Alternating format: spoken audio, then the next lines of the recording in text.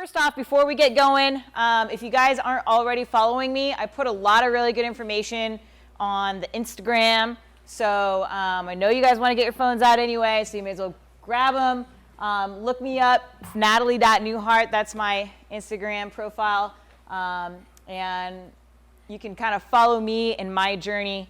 I've been trying to stay really active on there, sharing both nutrition stuff, and I'm also really big on mindset, and then also just sharing my story. So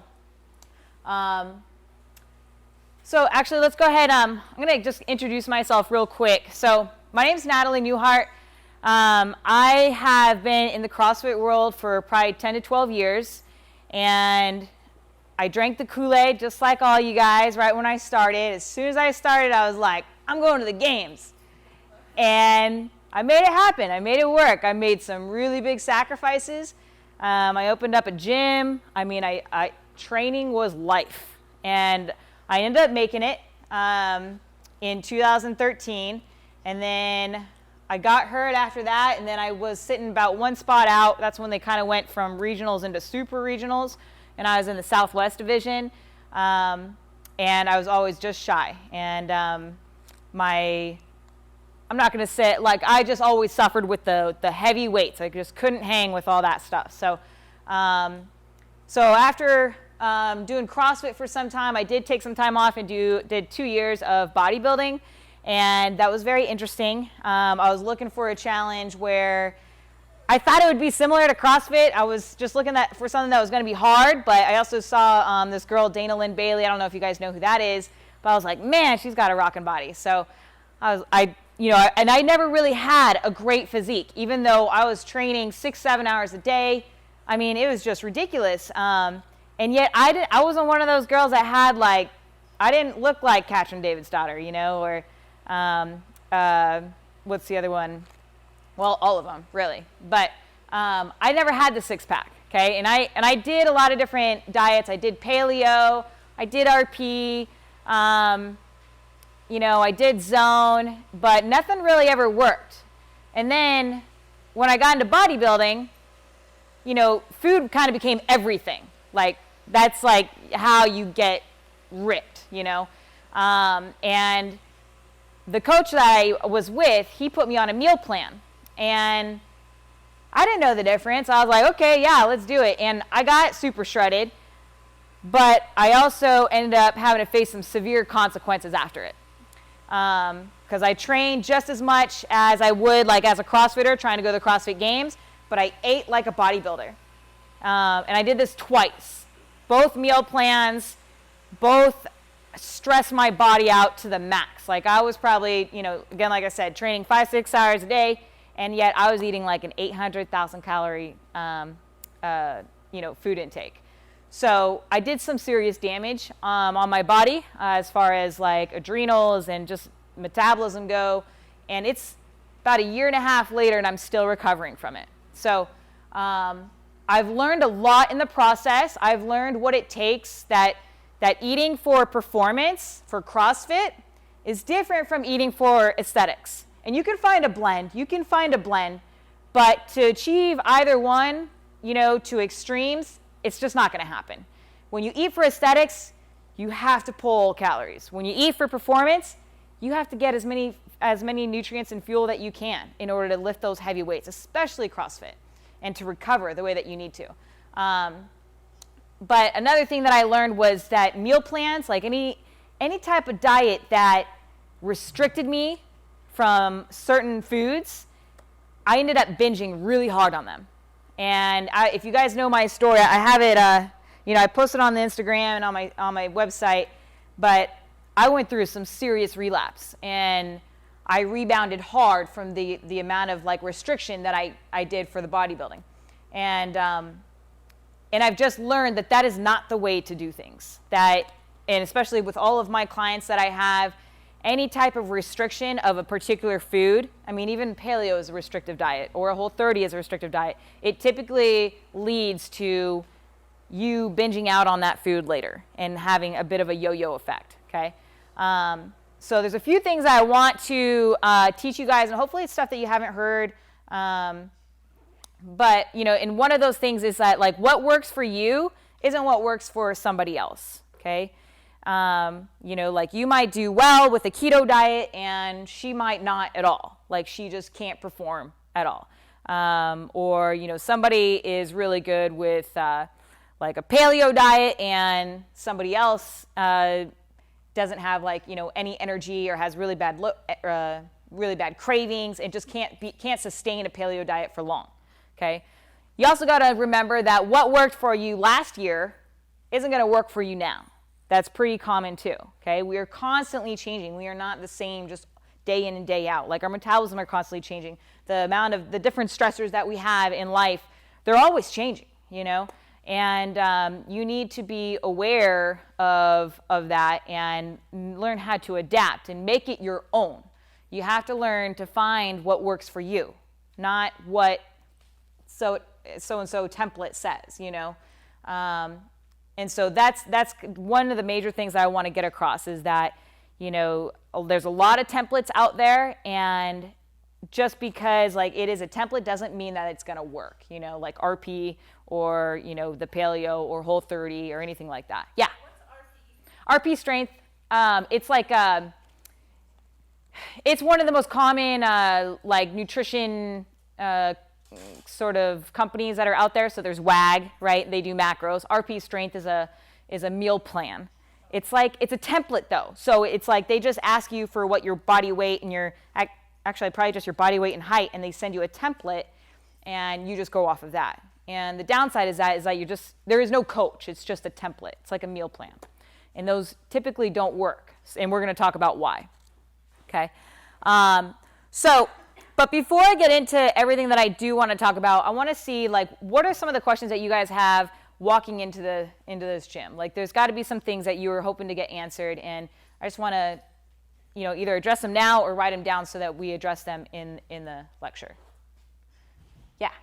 I have an issue with keeping my engine running at 6:15 in the morning on a fasting workout. Okay. So I was hoping for some more information that might help me with that. Okay. So, like, in the morning, you just don't feel like you have any energy for the workout, the morning workout? I think my duration should be better than what it is today. I get gassed too early. Okay. I'd like it to last longer. Okay. Well, have you tried eating beforehand? A little bit. My name's on the puke ball because of it. Oh, really? So, yeah, I mean, as far as that goes, I train fasted. Some people don't do well with fasted. So, see, there, like, it just kind of depends. Like, I feel the best when I'm fasted. But other people need some type of carbohydrate beforehand. And I tried maple syrup for a while, something like yeah. Coffee. I've tried some other high density calories. Yep. Small amount. Yeah. And it doesn't seem to make a huge difference for me. But no. I'm here to gain some additional thoughts. Well, I mean, the thing is, it's not that you don't have any energy in your tank, because it does. I mean, to replenish your glycogen stores, it takes like 24 to 48 hours anyway. So really, the food that you ate the night before, that's the fuel that you have for the morning of. So, I would say if you think that you need to be lasting longer, then you should be doing more endurance work, to see that improvement. But I think as far as fuel goes, like, as long as you're eating enough calories, and I would have to take a look at that, that would, like, just overall calories would be number one. And then making sure that you are getting enough sleep, that you are recovering, that you aren't overdoing it in the gym, because that will impede your performance as well. So, but if all those are taken care of, then I would say just do more endurance work. Yeah. Anybody else? I know you guys got some. Come on. Yeah. How to not quit after 2 weeks of any particular diet. I like that because, you are not alone, and a lot of my clients struggle. So here's, like, when they sign up, they're excited, right? I mean, I'm getting text messages, emojis. Look at all the food I bought, and I got my meal plans and all that. They're excited. Yeah, 1 week later, it's like they don't meal prep. They fall off the wagon. Yeah. Well, the thing is to keep things like small, like your goals small. So, whether you do it, that's the thing is that most people, like, if it hasn't worked for you, you might need some accountability. You need some coaching, somebody to hold you accountable if you're not holding yourself accountable. So that's definitely like huge. I have a coach. I will always have a coach, one to hold me accountable, but also to learn more information that I don't already know. But I would say, like, for my clients, what I do, even when they want to do everything all at once, is I do one thing at a time. So the first week, we're going to focus on making sure we're getting enough recovery. We're going to do one ROMWOD session a day. Or we're going to make sure we hit 5,000 steps a day.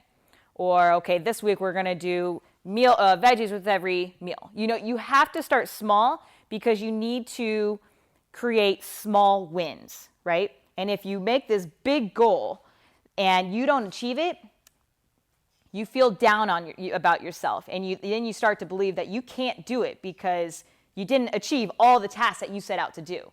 So I would say, let's break down this task super small so that we're winning every single day. And we win several days, we win a week, we win several weeks, we win the month, and eventually we win, at life. So that's the biggest thing I've noticed. Even when people are excited to like put a bunch of things on the list, just do small things. Yeah. And then measuring progress too, because that's exciting. But the thing is, sometimes you will hit a plateau, and weight loss is not linear. So that's why it's important that you record everything that's going on, like the way that you feel, the performance in your gym, the way that you're sleeping, the cravings, like having some documentation of that, because a lot of times you won't give enough credit to that. But when you see it on paper, you'll notice, oh, wow, I used to not sleep. I used to get crappy sleep. And then all of a sudden, I'm getting 8 hours. It used to be only 6. Like, that's huge, or because I have my clients log their energy and their hunger and all that stuff, and we can see their energy improve, their sleep improve, or their cravings go down, or their binges go down, stuff like that. So that tells you that things are working. Any other questions? Yeah. So I am a recovering low-carb girl. Okay. And so I'm very curious what you have to say about adding carbs, and because it's a big. I've been a diet and nutrition coach for 7 years now. And Okay. And the plan that I've been coaching has been, pretty low-carb, keto sort of thing. Yeah. And so, but I'm seeing a lot better stamina in my workouts. Oh, for I've sure. added a lot more. So Yeah. I'm super curious what you have. Yeah, carbs are definitely like my favorite macronutrient to manipulate with. They are the most anabolic hormone, and so they can be used to build muscle. It's the fuel type that we need for CrossFit because we are in a very glycolytic state, and it's very explosive. That explosive type movement, we need quick energy. Carbs are stored in our muscles so that when we are repping out those push presses or whatever, it's right there and it's getting used right away. If you don't have those carbs, you can run yourself into the ground with CrossFit. If you're doing bodybuilding or a more sedentary type lifestyle, then low carb can work for you. But you need carbs not only for the fuel of CrossFit, but then also to recover from it. If you're not recovering from your workouts, then you won't adapt. And when you don't adapt, you won't get any better. And you're actually going to get stuck in this just under-recovered state. And you can start to run your adrenals through the tank because you start to leverage your hormones instead of the fuel source that you need to be using. Yeah, in CrossFit or any type of explosive kind of activities, or even somebody who just has a lot of stress in their life, they need carbohydrates to help recover. But you can also, like what I do with my clients, a lot of the women that I work with, our hormones cycle, with the menstrual cycle, your hormones go up and down with the progesterone and estrogen. And during the first 2 weeks, women can handle more stress and from training or life, and they're also more insulin sensitive. so they can take use of more calories and more carbohydrates better. And it's so like the first 2 weeks of your cycle, it's prime time for building muscle, burning fat. But then the last 2 weeks of the cycle, your progesterone goes up and estrogen comes down, and you become more insulin resistant. You can't handle calories as well, and you can't handle stress as well. You become very stress reactive. And so in that portion of their cycle, I'll cut carbs down. But here's the thing: instead of all the training that they were doing, I make sure we pull that training out as well. So it depends. You'd have to, you'd have to look at your biofeedback and see, if you can, like how resilient you are to stress. The more resilient you are, then you can push that leverage. But the thing is, whether it be high carb or low carb, it's not about that as far as weight loss goes. So you have to be in a caloric deficit and you need hormonal balance, meaning you can't be too stressed out. If you're too stressed out, nothing's going to work. And usually carbohydrates are the tool to lower the stress hormone cortisol. So it depends on the application, the person, for sure. Yeah. But I would not, I don't recommend like a keto diet in CrossFit. Even low carb, you just won't see the performance gains in recovery. Yeah. Yeah. I've been trying to follow low carb and high fat, and but also try to lose weight. Uh-huh. I moved from New York, so we already gained like 40 pounds. Uh-huh. Just haven't been able to knock it off. Yeah. With like CrossFit, with Orange Theory, and just like a regular paleo diet. Mm-hmm. So you're saying like I should probably, like, as soon as I add carbs, the weight goes up, but I've been maintaining. But how do you make it go back down? Wait, so as soon as you add carbs, the weight goes up? Your weight goes up? Yeah, that's just glycogen and water getting stored in your muscle right off the bat. Right. So when you're saying not that you have to add carbs, as soon as I do, my weight goes up. Mm-hmm. Yeah, that's just but it'll just bump up for a couple pounds, right? Mm-hmm. Is that right? Yeah. Or, yeah. Yeah, but I can't lose any weight. Yeah, but we would have to look at, first off, like, so we're going to go over that, but I would look at kind of first, I'd need a lot of background as far as like what are the stressors in your life first, and then what calories are you at? Are you in a caloric deficit? And then, do you have hormonal balance? Meaning, are you too stressed out? Those two things will determine whether you lose weight or not. So it won't necessarily be the carbohydrates, the amount, unless you are insulin resistant. If you are insulin resistant, meaning the calories, the carbs can't get into your muscle, then they just end up getting stored as fat. This actually happened to me. How do you know that? So you can test that through fasted blood glucose in the morning. So you can actually just go to like Walmart, get a glucometer. I think it's like $10-15, and then you buy the strip, and you just prick your finger, get the blood, test it in the morning, and you can see where you're sitting at. Okay, and like pre-diabetic will be around like 100, 115 or something like that.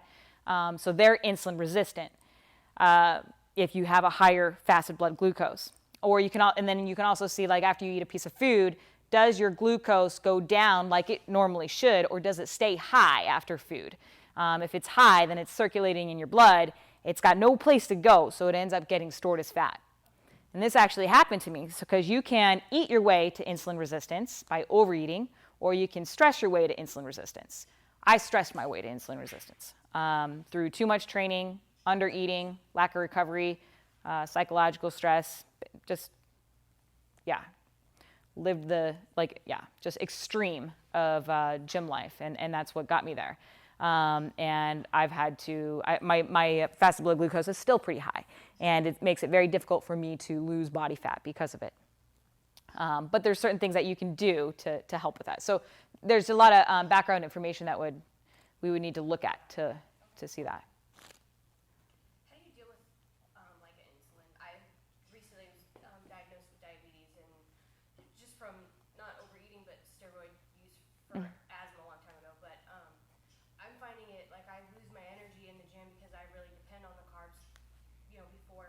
And Yeah. now I'm having trouble keeping my blood sugar down and in control. Yeah. But also like being able to have the energy to keep going to CrossFit. Yeah. And I'm having a hard time balancing that. Yeah.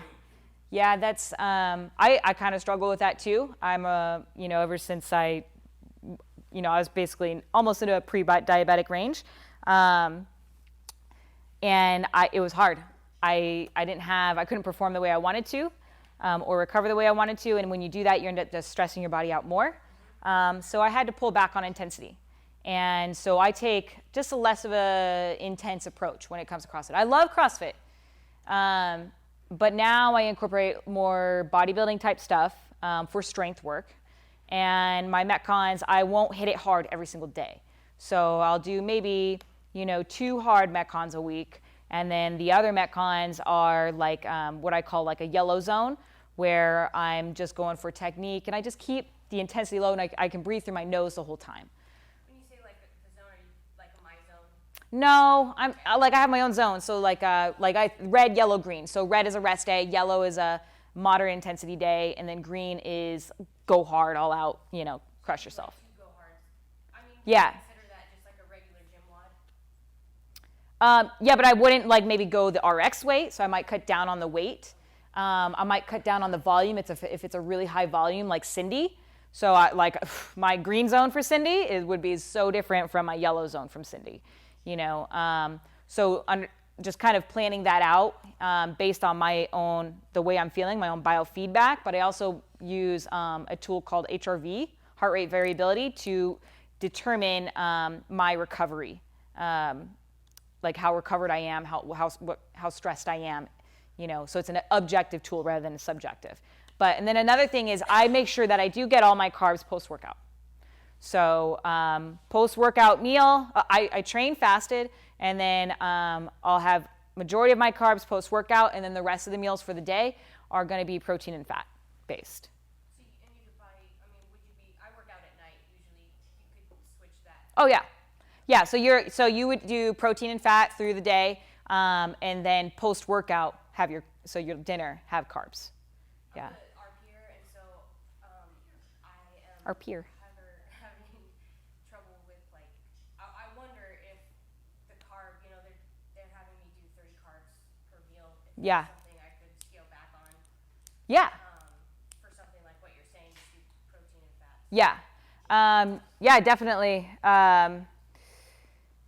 Yeah, because if you're trying to cut weight, for my clients, I just program the carbs post-workout. And then, so just protein and fats for the rest of the day. Yeah, but just make sure you're getting enough calories, because if you cut calories too much, you're going to throw your hormonal balance out of whack. Okay. And you'll know that because you're going to get really hungry, your motivation is going to go down, your energy is going to go down, and your cravings will be through the roof as well. Yeah. Questions? Any others? Yeah. I guess I'm just curious about, I've been vegan for a year and I just want to work on building more muscle. Mm-hmm. And people tell me like, oh, you're not going to ever be that strong because you're vegan, you're not getting the protein. But I know that's not accurate. Yeah, I mean, you can get I know protein you from have, other sources. insight on, I don't know, just when to eat certain things, or like protein based or protein powders. Well, you definitely still want, protein you want throughout the day, nice consistently throughout the day in all of your meals. Where they come from, I mean, that's up to you. But I mean, carbs are the most anabolic hormone. So you do need enough protein because of the amino acids that are in it.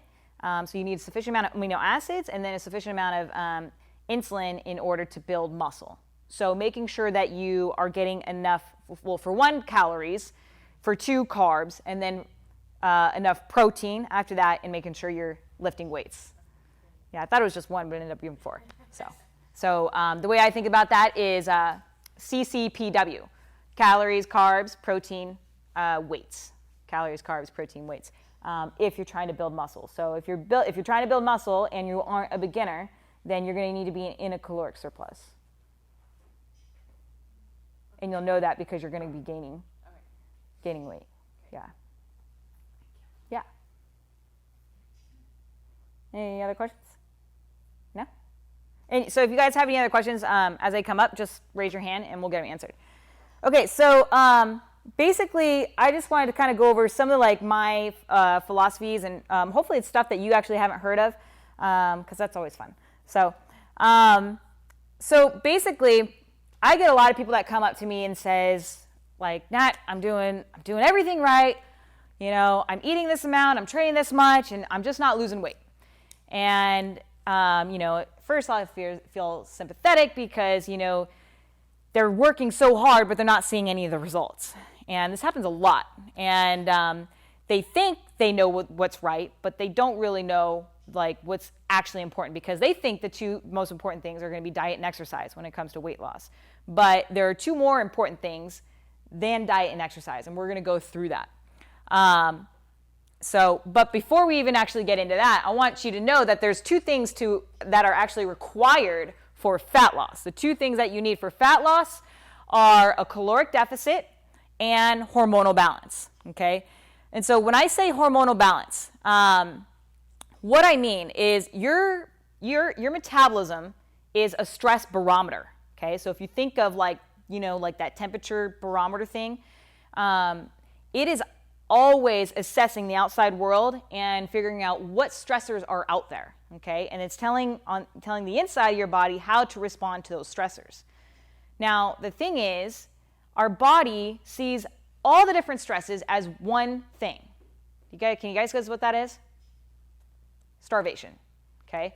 So whether you're stuck in a traffic jam, or you're in a fight with a family member, or something's going on at work, or kids are driving you nuts, those are all individual stressors that your body doesn't know where it's coming from.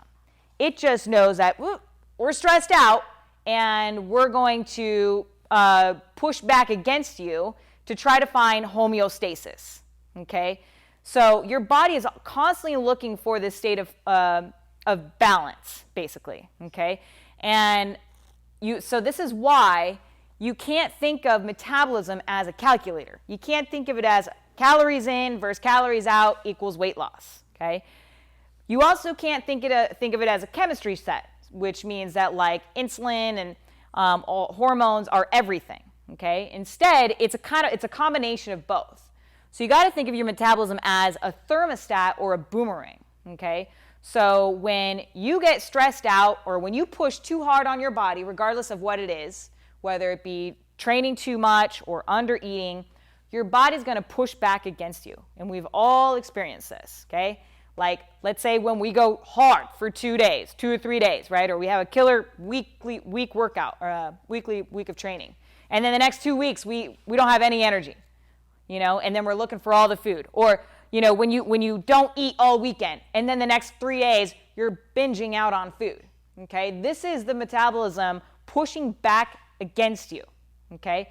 And its whole reason, its whole idea is to protect you, okay? Because the way it understands it, it seems funny. It's still hard for me to wrap my mind around because we're so like technologically advanced, but yet our metabolism is like living in the Stone Age. And all it knew was that, like, you know, when there was stress, like, you know, somebody was out to, you know, hunt them or kill them, its whole job was to protect you. Or like when it was starving, it wanted to protect you. You can't just forever. So it's going to store fat. It's going to down-regulate to keep the most important processes in your body functioning. Okay, so you just have to understand that, you know, your body sees stressors as a starvation response. Okay, and so when you train too hard, it is going to push back and decrease your energy levels, increase your hunger, make you want to eat more calories, increase your cravings, okay? So it's going to push you back into a state of saying, hey, no, don't do that. Get back into a moderate zone. Like, don't stress yourself out too much.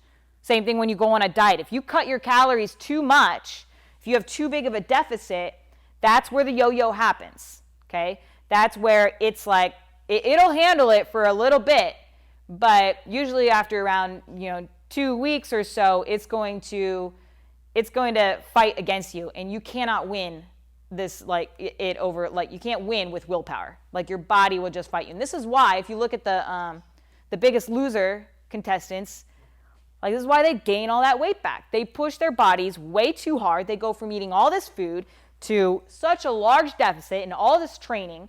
And when they don't have that coach, like, you know, right over their shoulder, you know, they can't win that game. Their body increases their hunger, increases their cravings, and they actually end up getting fatter. It's proven statistic. 95% of people fail at diets, like meaning they just gain the weight back, and 66% of those people get fatter than when they started. It's proven. And yet for some reason, people continue to do the same thing, okay? But it's because they don't know, you know?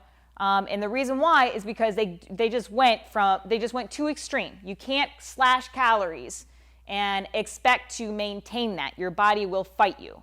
So your whole goal needs to be to eat in a way that provides a long-term caloric deficit. So like a very small deficit. We want to be in a small deficit where our hunger, energy, cravings are in check. Those are our hormone signals, okay? So I call it heck in check, or schmeck in check. So I'll write it down. So when I say, you know, the two things important for fat loss, one is a caloric deficit, but we're looking for a small deficit, okay? And same with the surplus. If you're trying to gain muscle, you're looking for a small surplus, because eating too much is just as stressful as eating too little. And then the other thing that we need in order to lose fat is hormonal balance, which is heck or schmeck, okay? Schmeck is just incorporating sleep and mood. These are the most important biofeedback that you should be assessing, okay? If heck is in check, or schmeck, then you know that your hormones are in balance, okay? And so you want this to come first. You want hormonal balance first before you go into a caloric deficit, because if you're hungry all the time and you're craving and you don't have any energy to go work out, you're not going to be able to maintain a caloric deficit. And that's what people do. They just go right to the deficit instead of understanding you know, what their hormones need to be saying, or like the balance that they need to be in. Okay, so it's like if you go into a deficit, you're just fighting yourself the entire time. You have to be in a hormonal balance first, then go into the deficit, caloric deficit. That way you can maintain that. And as soon as heck goes out of check, then you know you have to get back into heck. You got to get that in check first, okay, before you continue on, because otherwise you're just fighting yourself. Does that make sense? Yeah. Talk a little bit more about what you really mean by hormonal balance. Like, when you say get it in check, like, what does that mean? So, well, for you guys, like just your sleep, hunger, mood, energy, cravings. So like if your sleep is fragmented, then, you know, or your hunger is through the roof, or your mood is unstable, or your energy is up and down, or you're getting a lot of cravings, stuff like that. So because stress, like if this is unstable, if you aren't getting sleep and you have poor energy and you're getting cravings all the time, this is a signal saying that your body is too stressed. This is your boomerang. This is your thermostat, you know, your metabolism pushing back against you, saying, hold on, we're too stressed out. We're going to, you know, make these adaptations so that you chill out. Yeah, does that make more sense?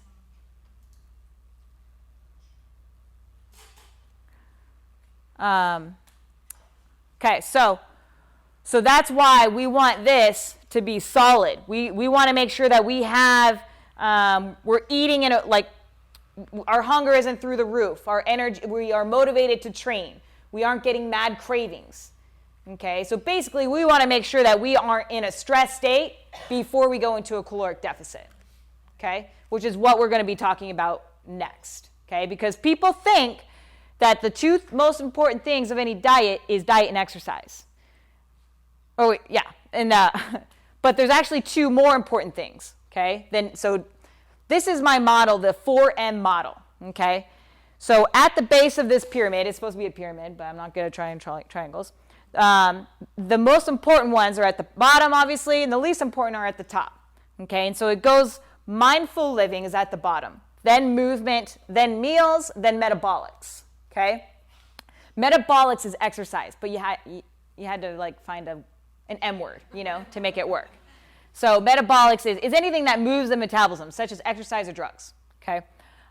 So most people are concerned about this area right here.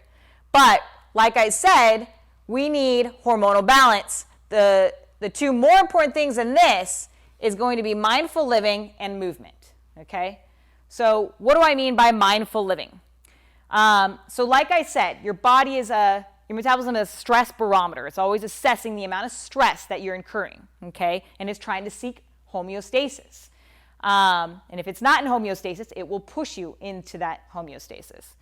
So this is, what things are you doing to calm that stress barometer down, okay? What activities are you doing, all right? So this is going to be things like walking, slow walking, okay?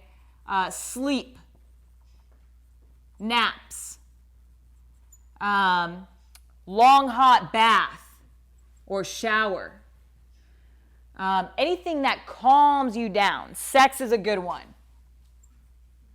Cuddling. Also a workout in itself. So. Yeah, no kidding, right? Yeah, get insulin sensitivity and mindful living. Hanging around with loved ones, watching a funny movie, sipping on a hot cup of tea at the end of the night, listening to relaxing music. Anything that gives you that calm feeling, that experience, that awe experience, you should be incorporating one of those things in every single day. Also, another good one is meditation. I like to do Ramwad, but I'll breathe in a specific way that I just count my breaths. So it just makes me like really internalize rather than being focused on all the other crap that I got to do, right? So that calms me down. Everybody has their own thing that probably calms them down the most. It's up to you to figure out what that is and do that, okay? And so you should be doing something like that every single day. Making time. This is just self-care, making time for yourself, okay?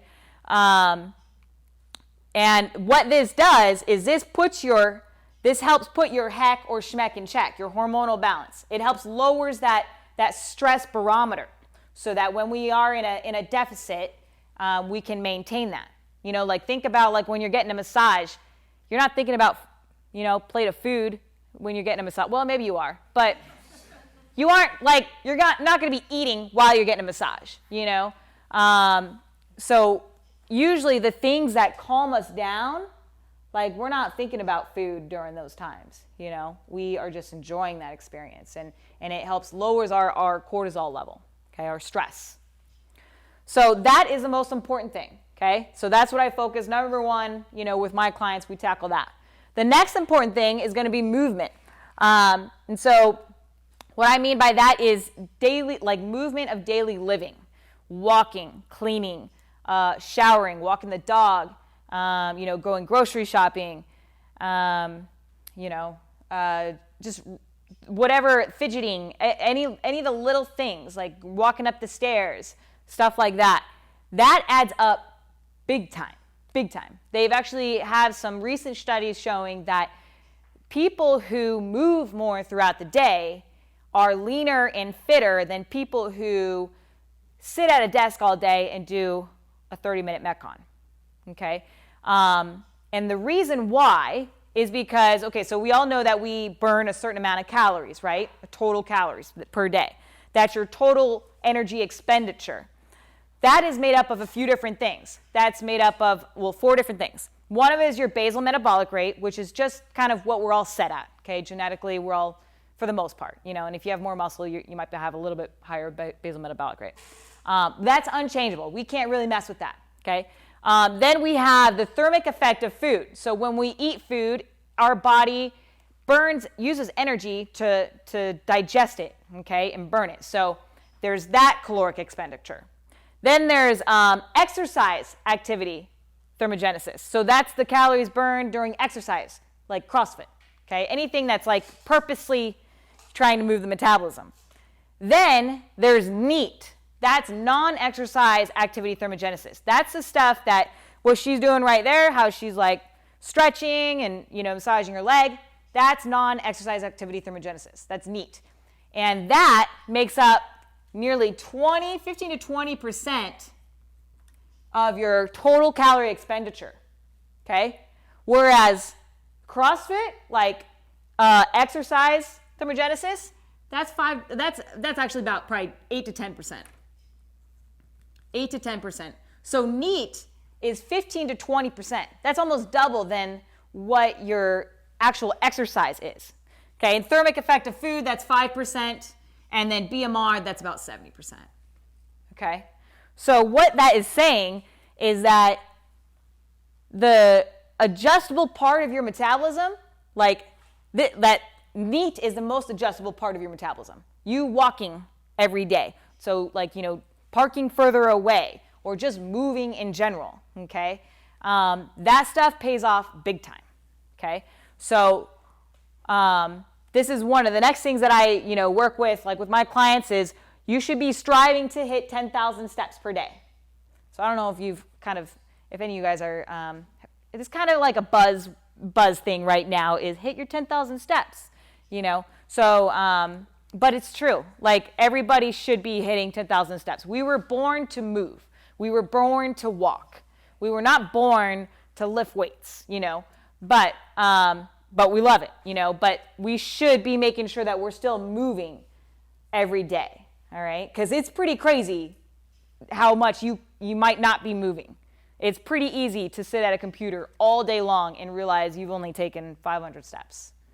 And it's actually pretty hard to get 10,000 steps. I have to work for it too, especially if you're at a computer and it's really like you have to be there the whole time. So I suggest you get a Fitbit or the Apple Watch or whatever, anything that counts steps. You can get the step counter.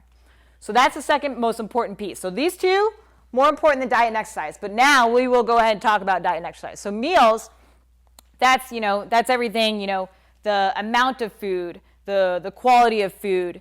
And, that is kind of a controversy of which one is more important, right? And I don't think that either one is more important. I think they're both just as important, which is, and it kind of depends, especially if you're trying to lose weight. You need to have some gauge of the portion sizes, that you're eating. And also just like for performance, like it's just really easy to lose track of how much you may or may not be eating. So measuring out, at least figuring out on a baseline what you guys are currently eating, like calorically, how many calories you're taking in, and how much of that is coming from protein, carb, and fat, and fiber. That's key, okay? And then, basically, like I'm not super strict on, like I said, I'm not big on restriction. I don't believe in restricting foods. I believe that all foods are created like equally, pretty much, but some will keep you fuller, longer, more satiated, okay?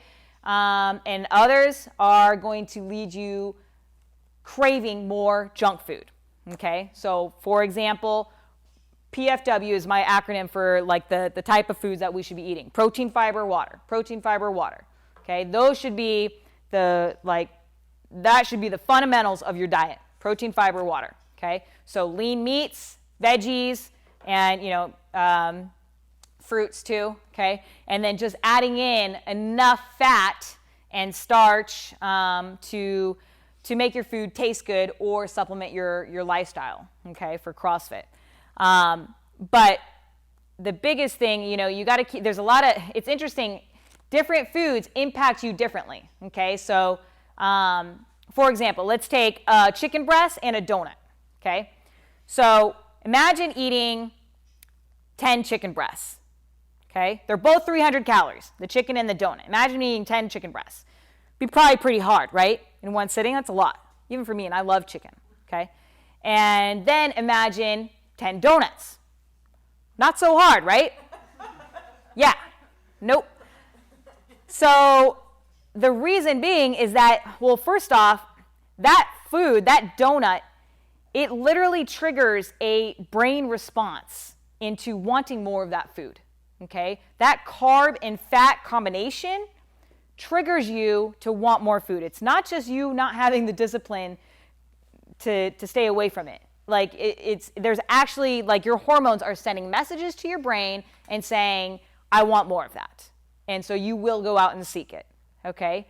So it's important that you make sure that you are incorporating a lot of protein and fiber type foods, because those are the foods that won't leave you craving for more food, for junk food, okay? Yeah, here's another example. So take white rice or a white potato, right? Bland on its own, right? Nobody really cares to have that on its own. But let's take a baked potato. You add butter, cheese, sour cream, bacon, right? All of a sudden you had one potato, and now I can eat 20, right? Because of all those elements, the carb and fat, the hedonistic nature of carb and fat combination is what triggers you to want more of that, okay? So keep that in mind, that, carbs and fats, fats should be used in a way that is just enough, but not so much where your food becomes easy to overeat, So with cheeses and sauces and stuff like that, you just want to make sure you keep a rein on that if you're not already, like, measuring your macros, okay? Also, as far as meals go, so timing, the timing of which you eat your meals, like I said, you want to be eating your carbs post-workout. That is when you're the most insulin sensitive. That's when you will utilize those calories the most, okay? Like when diabetics, when they go out for a walk, they are least diabetic after the walk, okay? And so that would be the best time for you to eat your food, or after exercise, right? So that's going to be the best time to have your biggest meal, or the most carbs, is post-workout. Also, the order of which you eat your food. Protein and fiber should always be eaten first off your plate. So if you had chicken, rice, and broccoli, eating your protein or your chicken and broccoli first will actually help balance your blood sugar levels and aid in fat loss if you were to eat the rice first before the protein and fiber. So that's kind of an interesting study that they found. Also, keeping in mind, like, textures play a big part in how much food you eat. It's very easy to eat liquid type foods versus something that's, more thick or viscous, okay? Also, like, social atmosphere. So when you're out at a restaurant and they're playing loud, really fast music, it's really easy to overeat then. Or with certain people that you, like, go to, to eat with. Some people are going to make you want to eat more than what you usually do, okay? And then there's also this other really cool one that I like to talk about is marketing. So they did this study where they gave two different groups. One group got this decadent shake, right? This indulgent, yummy shake. And then the other one got this, like, low-calorie diet shake, right? And then they asked them at the end, okay, which one filled you up more? And which one do you think they said? The decadent one, right? The rich one, okay? And the funny thing is, and the people who had the diet shake, they were like, oh, I'm still so hungry. Like, that was nothing. It was the same shake that they gave them. So your perception of the food makes a difference. Pretty crazy, right? It's the same amount of calories, everything, okay? So, and as far as meals go, I personally prefer a macro approach. Does everybody know what macros are? Yeah? Does anybody not know what macros are? Okay, so that's measuring our protein, carb, and fat. I like to go that approach because it's really important that you guys measure how much protein you're getting, for one, okay? Like, that's the biggest thing, is especially women are typically under-eating on protein. But that gives you some control, and not like you have to do it forever, but it's definitely the method that I have found to be the most sustainable, right? All the other ones where you restrict your food, that it's not sustainable typically, unless you make it sustainable for you, somehow. Like if you did paleo, but you said, oh, okay, well, I'm just going to have one piece of bread every day. So it's like a version of paleo. But I like macros because you have the flexibility of whatever foods to choose. It's an open slate. You just have control of how much food you eat, okay? And then you just want to make sure that most of your foods are whole quality foods. Why? Because they keep you fuller longer. They maximize hunger suppression. They give you good energy, and they reduce cravings. So protein, fiber, and water type based foods are the foods that are going to do that for you, which are basically whole foods. That's why whole foods work, okay? They're blander, okay? They're not going to leave you craving. They keep you full longer, and they give you good energy, and they're low calorie, okay? Then the last thing that's most important is metabolics. So exercise, and with exercise, what you're looking for is you want just enough exercise, but not too much, right? Because remember, when we push our bodies too hard, then it sees it as a stress, okay? So a lot of people don't put this together, but sometimes like people who go on a 2-hour treadmill in the morning, they don't realize, they don't connect the dots that 2-hour treadmill in the morning is what's leading to the 2-hour binge at night, okay? When you push your body like that, it's going to push back to a point. But stress is good. We do want stress, okay? That's how we grow and get stronger. But you do it too much, and your body will push back. And you got to associate these things. That 2-hour binge is being caused by the 2-hour treadmill in the morning. Okay, when really what you maybe should be doing is sleeping in an extra hour, right, and take care of our mindful component. How many people are sleeping in an extra hour versus going and getting their sprints in, So depending on the lifestyle, because it just depends on how many stressors you have in your life.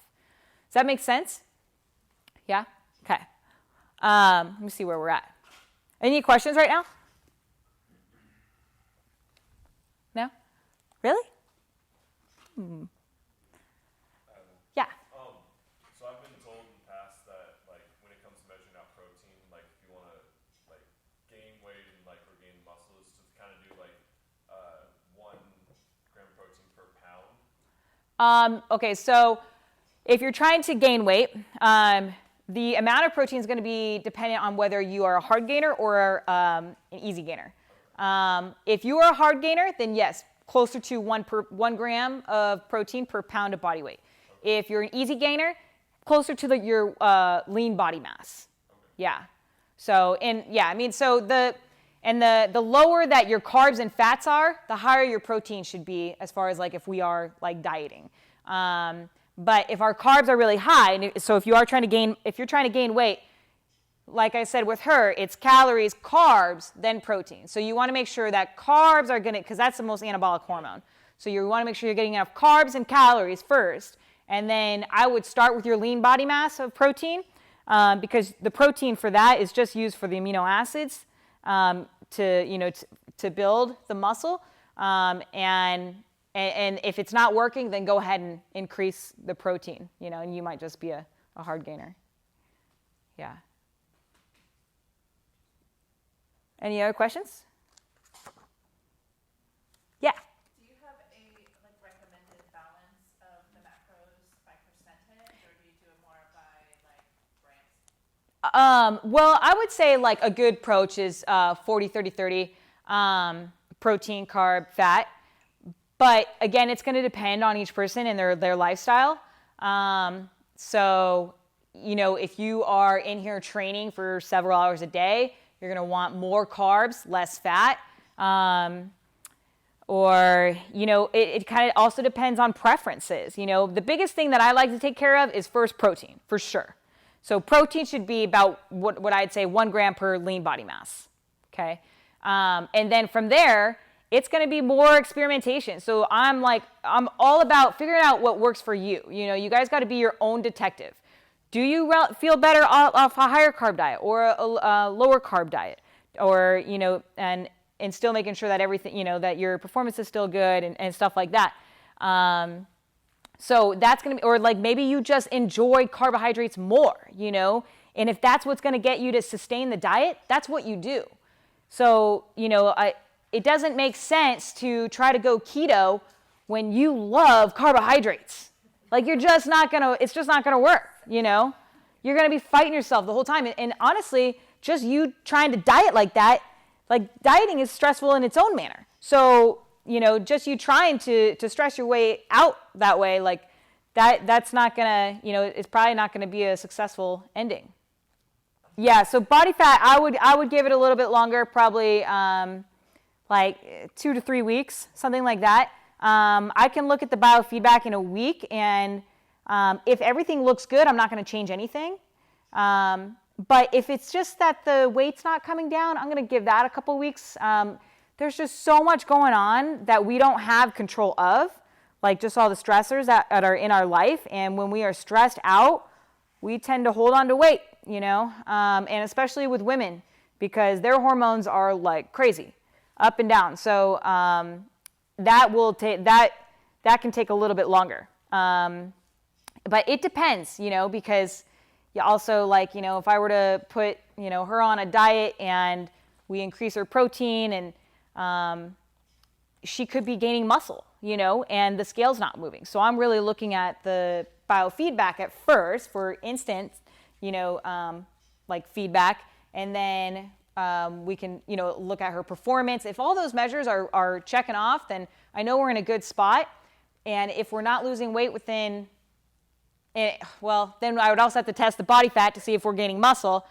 And then hopefully if we aren't gaining muscle, then I'm like, okay, well, we just need to go back down in calories. Yeah, because you're in a deficit when you're losing weight. But if you're a new person to CrossFit or training, you may not see the scale move because you're putting on muscle. And that can last a little while, which is great because you're getting a good, nice, tight physique. But the scale isn't going to be the only indication. Yeah, there's a lot to it, right? It's crazy. No kidding. I know. But if there's anything that you're going to take away, it's that heck or schmeck needs to be in check, okay? And then you're in a caloric deficit if you're losing weight, okay? And those two things are the most important for fat loss, okay? And then that all of these things are what you should be looking at. Mindful living, making sure you're doing those activities that calm your body down, making sure you're getting your 10,000 steps in, okay? All of a sudden, walking back and forth to the car just seems like so productive. Seriously. It's like, you're like, oh, laundry? Yeah, I'll do that. No problem, Meals, you want to eat in a way that creates maximum hunger suppression and reduction in cravings, and maximize your energy levels with minimal calories. And we do that by protein, fiber, water. You can think of it as soup, salad, scrambles, and shakes, like a song. Soup, salad, scrambles, and shakes. Soup, salad, scrambles, and shakes. Okay? So, most of your meals should be, based in that type of a food item, and then you just add as much starch to that as you need for your lifestyle, your macros, if you're trying to hit a certain amount of carbs. Okay. And then metabolics, just making sure that you're doing enough exercise, you're getting enough stimulus from exercise, but not too much to the point where you throw, again, heck or schmeck out of check. Yeah. Cool. All right, last chance for questions. What role do supplements, if any, Yeah. make in that, like creatine or like pre-workout supplements or things that could be working? Is that something you should just avoid altogether? That's a good question. If for sure you need to have that stuff taken in care of before supplements are going to really take much of an effect. But there are a certain amount of supplements that I do recommend, especially up here, vitamin D. Vitamin D is a huge one. I do 10,000 I use. Fish oil. You did 10,000? 10,000, yeah. 10,000. Yeah, usually, it depends on, but up here it's like, I'm recommending usually 5 to 10,000 for that. And then fish oil, making sure you're getting your fish oil in. Zinc and magnesium, especially that's going to be one that usually is deficient if you have a lot of stress or athletes, you're going to want to supplement with that. Other ones are going to be, I mean, yeah, you can do performance-wise. You can do creatine is definitely a good one. It's been proven for sure to help with strength and stamina. And then glutamine is a huge one. I love glutamine, so that's one that I would definitely put on your list. That helps with not only energy and stress, but also your gut. So, like, if I were going to walk away, with top 3, it'd be zinc, ZMA, zinc and magnesium, vitamin D, fish oil, glutamine. Okay. If you are very stressed, if you live a highly stressed type of lifestyle, you may want to look into like ashwagandha or rhodiola or L-theanine to help with that kind of thing. Like if you're wired but tired all the time, or you're not getting good sleep, or you're just feeling really fatigued, those are the best supplements for that. Let's see. Pre-workout, I'm a big fan of caffeine. So it's just finding the right amount, though. Again, it's one of those things like you want enough but not too much. But caffeine before your workout, especially if you're doing it fasted, like that's a great way to mobilize the fat from your fat cell and get it available to burn. So I'm big on caffeine, just making sure that you're not overdoing it to the point where you're like taxing your adrenals, Let's see. Yeah. Do you have any recommendations for foods you should eat to combat soreness? Soreness, carbohydrates for recovery post-workout, for sure. So having maybe for your post-workout meal, like a 2-to-1, depending on how intense the session is, 2-to-1, so 2 part carb and 1 part protein, in something like rice or potato or oats, something like that. And then, a lot of veggies, a lot of phytonutrients, antioxidant type rich foods for that, and lots of water. But the best thing for soreness, I would say, is walking, like moving, just general movement, like water and general movement, and then enough calories, and then, yeah. So making sure definitely you're at a good state where you can recover from those workouts, so you're getting enough calories, and then just walk. That'll be the best thing for DOMs. Yeah. Any other questions? That's basically it. So if there aren't any other questions, then if you guys have any personal questions, you can come up to me now, and we will call it there. Cool. Yeah. Thanks.